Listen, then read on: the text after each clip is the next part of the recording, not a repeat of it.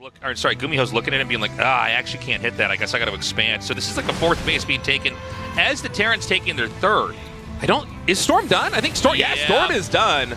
Now the Hellions are pretty low on HP. The Cyclones, they have a quite large hitbox, and they're also relatively tanky, so they're not too scared of these Storms, but right now, herO, not with a bad engagement. The Cloak Banshee's actually, though, doing work right now, focusing off the Templar there on the left side, and the Cyclone's actually able to shoo away the Stalkers. The early engagement was looking really good there for herO, but these Banshees are doing so much work. Yeah, he's going to just push through the auto turrets here. The Nexus is getting low. It seems like herO's going to try to come through and save it, and GuMiho's just going to target it down and then resume the fight. The Immortal here on the outside. It is going to get sniped. It does seem like barely there's enough Stalkers here. This is actually going to be a fight that herO can win. Now, I mean, killing the Nexus is great, but I don't know. I think the counterpunch might be really strong here.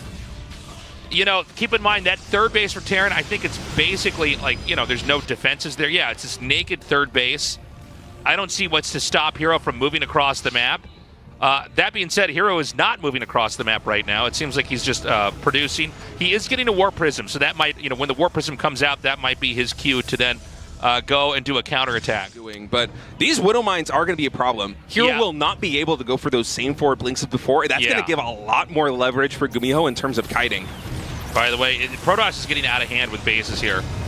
Stalkers are going to come over here now. Now, if he dives into these Widow Mines, he's going to lose everything. We have Storms coming down. Kind of a funny blink back there. No Observer over here. He needs to clear these mines out as fast as possible. Excuse me, the Observer now comes in.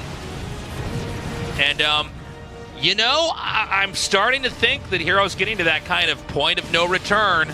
Yeah, that was actually a really good engagement there for herO. Yeah. Somehow, just the way that his army was filing in right there, even through all of those Widow Mines, he didn't take that much damage. It hit a lot of stray Zealots there in the front lines, and I think Stalkers, some of them may have even blinked away.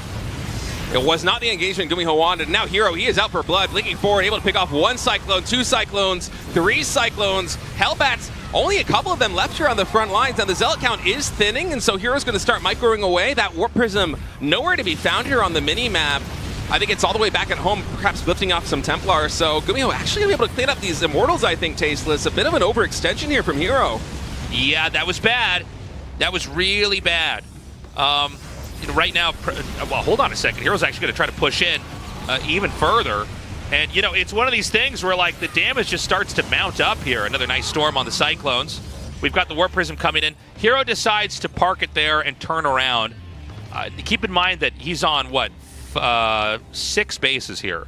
So, like, he is drinking in resources like crazy. As it is here for GuMiho, he's got this powerful army composition, but it really doesn't work well unless it's all grouped up together, and it's also very micro-intensive. You need to burrow these Widow Mines, you need to have the Hellbats in the front to absorb the impact of the Zealots. You need to be kiting with all of these Cyclones. It's a tricky comp to run, and so I think for GuMiho, basically every future expansion, unless he somehow is able to just deck herO's army in a big fight, it's got to be a planetary, because otherwise it is just really unwieldy moving across the map trying to defend all these different locations with battle mech. And you see part of that, I think, is going into the calculus for him adding in siege tanks to the mix. And it's really in engagements like these where GuMiho's army shines. Ooh, oh man, it's a lot of Immortals. Yeah. When you get enough Immortals, it's really hard to even dive onto them, especially with units like this.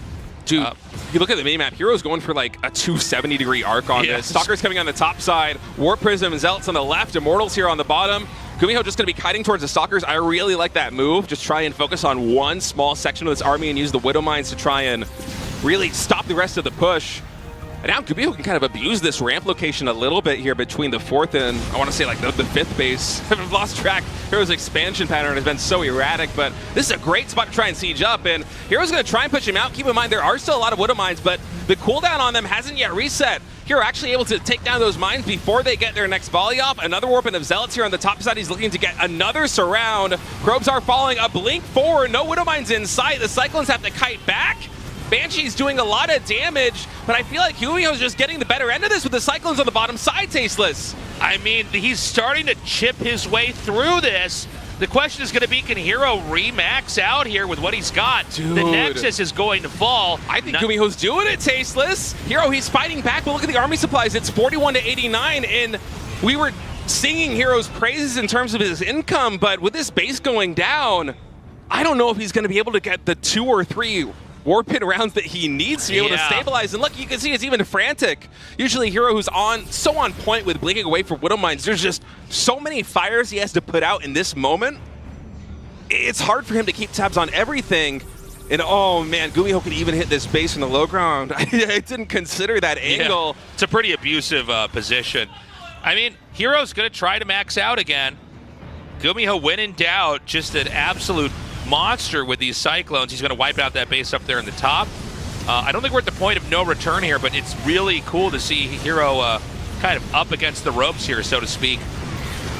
Yeah, herO right now is teetering on the edge. One more bad fight, and it's basically game over for him. He needs to secure another expansion. He needs to play very safe here on the top of the ramp. GuMiho's army, although it is powerful, these Cyclones are very low on HP, especially here on the front lines. There's not a lot of Widow Mines to support them either. But, I mean, from herO's perspective, how do you really engage from this angle, right? Like, you can't even blink on top of your own mid-hero line because all of those Cyclones in the back are going to instantly lock on.